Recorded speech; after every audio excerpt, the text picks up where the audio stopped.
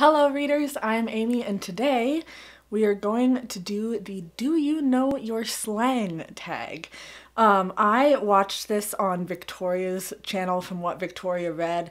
The original creator is Mel. She's tagged me in quite a few videos, so I need to get onto her tags as well. But this looked like a lot of fun. You have this list of words that are slang words that I know some of these and I am really not sure on some of these other ones, and you have to recommend books based on what you think that slang means. So let's go ahead and get started. So the first word that we have is shook, and I vaguely understand what this means.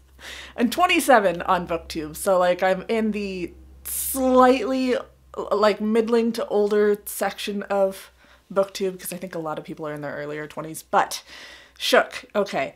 I think that means like shocked or surprised. So for this, I am going to do a book I just recently finished, Dial A for Aunties. I was listening to the audiobook and literally like I would be walking down the hallway and my mouth would just drop when something dramatic happened or when there was a twist. And I think that in listening to that audiobook, I was shook. Don't judge me too harshly for the way I said that. I'm trying. I am making an effort. But Dial A for Aunties is about these kind of like wedding planners. They're a family. There's 4 aunts and the niece. They are, let's see, the author is from, I think she was born in Indonesia. She's also lived in China. She's also lived in Oxford. She's equally connected to all of these. So that's kind of where the characters are from, is from those different areas. And this is a family business of like wedding planners. One person does music, one person does cakes. Our main character, the niece, is a photographer. And the last aunt does hair and makeup. And they're getting ready for this big wedding off on this island, and there is an accidental death. And it just follows them along on this whole wedding weekend, and it is so good. It's so good. And like it's a simple enough plot. Like you already know who killed who, but the twists in there were just so like kind of like I was thinking about it, but then when it actually happened, it's like, oh my gosh, you went there. There's this other twist. It was so good, and I think it's an excellent recommendation for Shook, and I need to move on from talking about this awesome book, but you should read it. Next is Ship. This one took me a while. I do actually know what this means, but it took me a while because I could not understand what people were talking about when I first heard Ship. Ship is short for relationship. So whenever you ship someone in a book, or someone's in a book, you are hoping that those characters get together. Maybe they get together in the book, maybe they don't.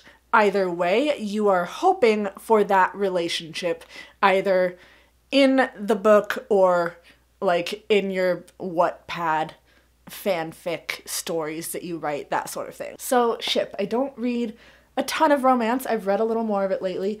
I've generally been pretty happy with how things have turned out. Taking an initial glance over my shelves, I think it would actually be awesome to change up some of the relationships in Dracula. So for those of you who have been on my channel for a while, you know I have an obsession. I have a problem with Dracula and vampire books in general. I just love them so much.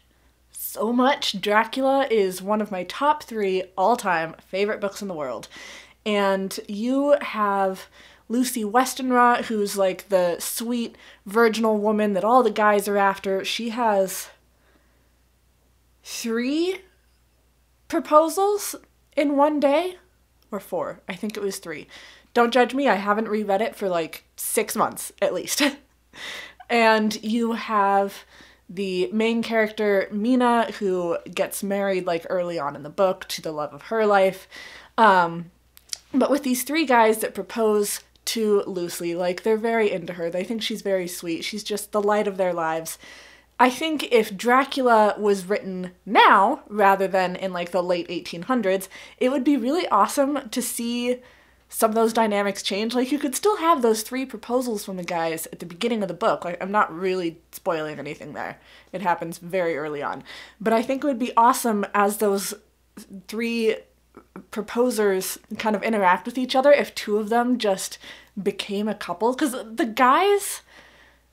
I wouldn't mind if the women's characters were built up a little more or built a little differently throughout Dracula, but the guys just have some really awesome interactions, and they are very close and kind of emotional with one another, which isn't something that I would really expect from a book from the late 1800s, but it would be awesome if we had a gay relationship with some of those guys, or even like a polyamorous gay relationship. I think that they would work really well together that way if Dracula were to be written in 2021. Or rewritten. I mean, hey, if you want to rewrite Dracula and make Quincy and John have some sort of relationship, like, that would be super cute. I would ship that. I would read that.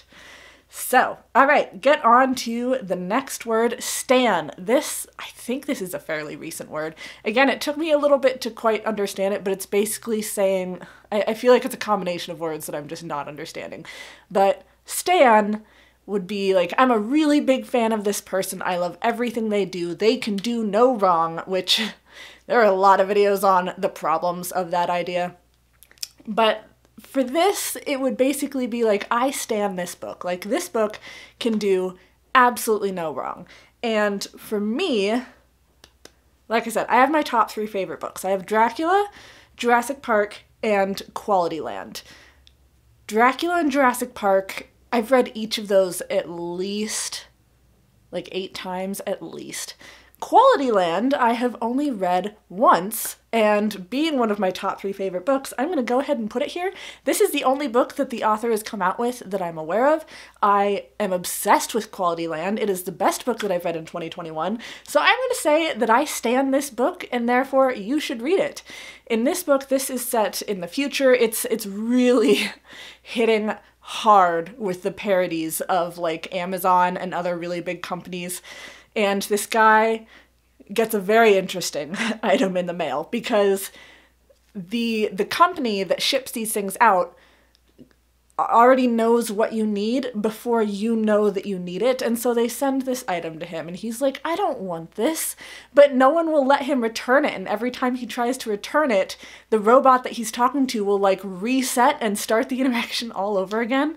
And it is a sci-fi, like it's very much a sci-fi, but the parody part of it was so heavy that I almost want to say it's more parody than sci-fi. And normally that's not the kind of book I would go for. I don't go for humor stories that often, and I wasn't expecting this to be as humorous as it was, but I was laughing out loud constantly through this book. So I stan it.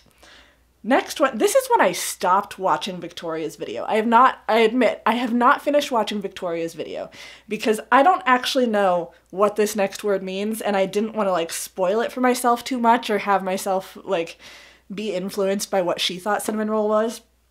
But cinnamon roll is the word. I don't completely understand this. When I think of cinnamon roll as a term, I imagine one of those really big, beefy, hairy guys who is an absolute teddy bear on the inside. I've known a lot of guys like that. They're pretty awesome people.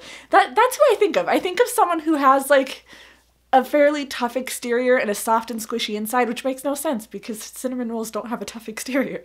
But that's just what I'm thinking of. So, what am I going to recommend for that? I think the book that I'm going to recommend for this is The Humans by Matt Haig. This really reminds me of Third Rock from the Sun, if you've ever seen it. If you haven't, it's hilarious. These aliens come to Earth and are trying to figure out how to be human. It's amazing. And The Humans is following an alien who comes down to Earth masquerading as a mathematics professor. And one of the humans on Earth has just discovered this mathematical equation that the world is just not ready for. So he's trying to cover that up. And he's kind of like, he's an alien, he's coming to Earth, he's on a mission. This is what he's trying to do. Like, he's just gonna make the math equation vanish and kill off a few people if he needs to, and then he's done. It's his job. but he becomes very emotionally invested in the people that he spends his time with. He's like, oh, I have feelings. I have to address these feelings. This is making me feel a certain way. So I think that character would be a good definition for a cinnamon roll, or for what I think a cinnamon roll is. Yeah. Next word is, I guess, the opposite of a cinnamon roll. It is trash, which, let me tell you, cinnamon rolls are not trash. And if you say that they are, we're not friends. Trash. There are so many things I could do for trash. I am going to go with an old favorite when it comes to trash. Trash, like, it's bad. It's not good. There's not really any redeeming qualities. I'm going to say Sex and the City, the book. The show did not age well. Nonetheless, I adore the show. The book is trash. It's supposed to be kind of like in the show Sex and the City, where you have this series of columns that has been published into a book. And I just don't understand how that happened. For one thing, the columns, it's talking about sex in the city, but like it's not very cohesive. There's not necessarily like running threads throughout each of them to remind you of some of the others. I can't really keep track of any of the people she's talking about. Some of the columns are like a paragraph, and some of them are several pages, which if you're writing a consistent column in a newspaper, like you're supposed to meet within a certain word count for every time that you write. And I say this because I've worked for a newspaper before. I mean, it might be different being a little more online now, but you generally have a specific word count that you're trying to meet each and every time you write that consistently appearing article. So the fact that they're so different in size makes no sense to me. I wasn't invested in any of the storylines or characters. I hate this book so much. I hate the book as much as I love the show. And I think this book is trash. I said it.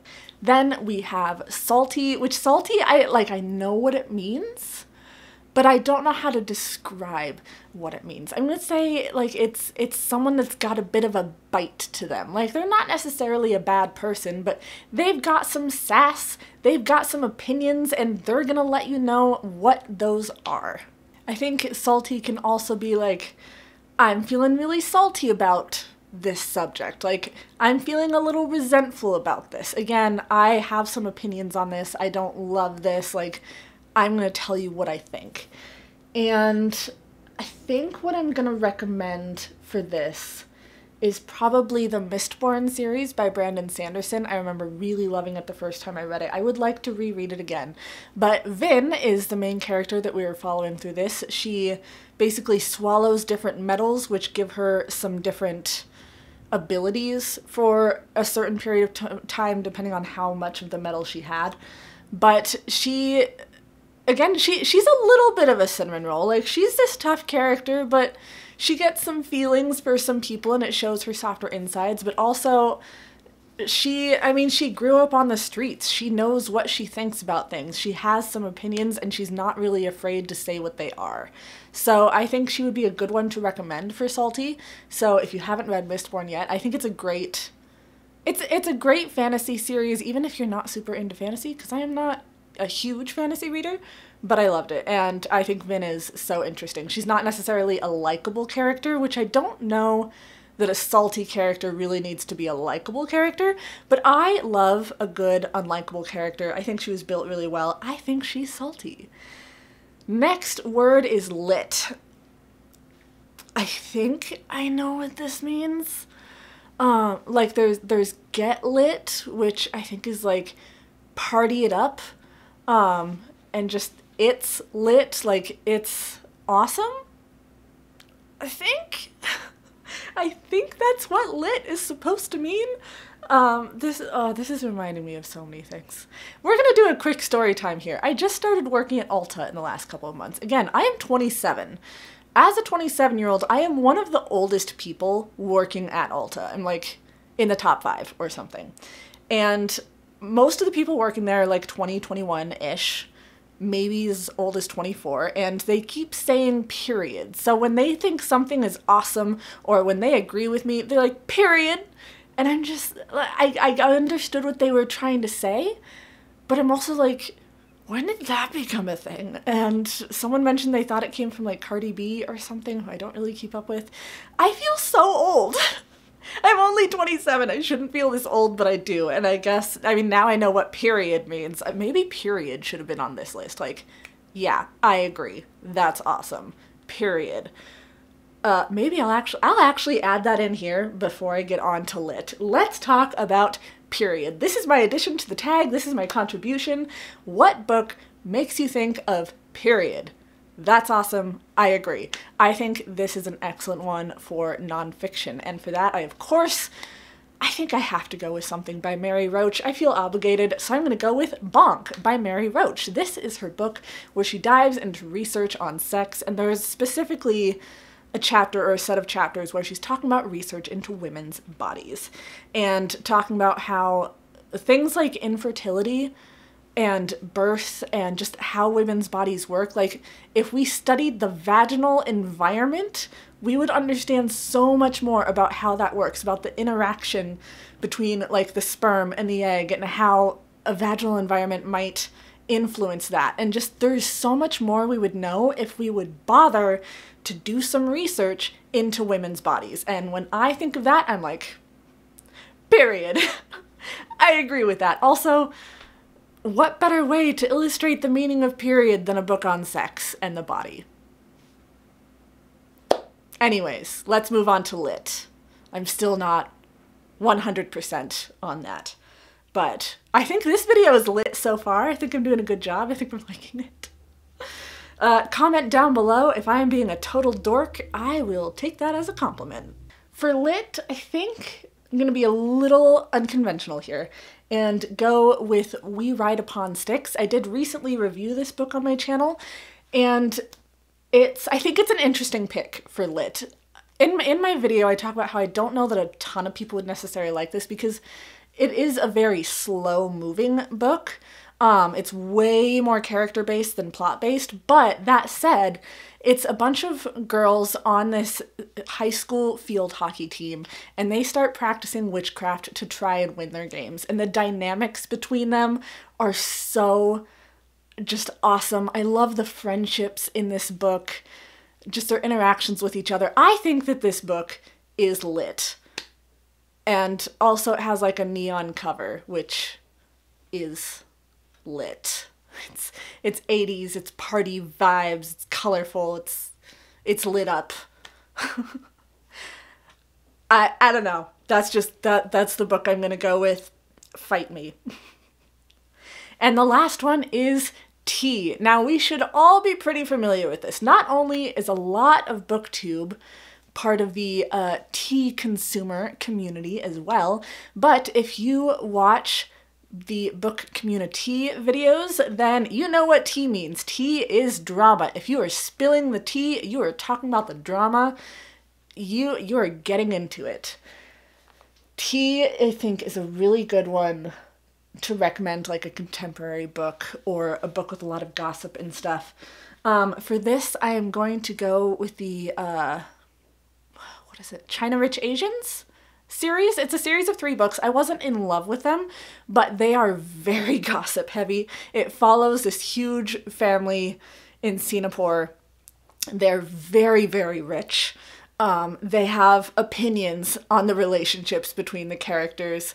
They have money. They're like, we're rich and we know it, and this person is obviously not good enough to be around us. So when I think of spilling the tea, talking about the drama, like that is an excellent series for that recommendation. If you just want some like reality TV, Kardashian, just drama everywhere, read those books. There is so much, like they are constantly going after each other. It gets a little repetitive for me. I don't think you need to read past the first book personally, but if you just want to get lost in some drama that has nothing to do with your own life, then China Rich Asians for sure.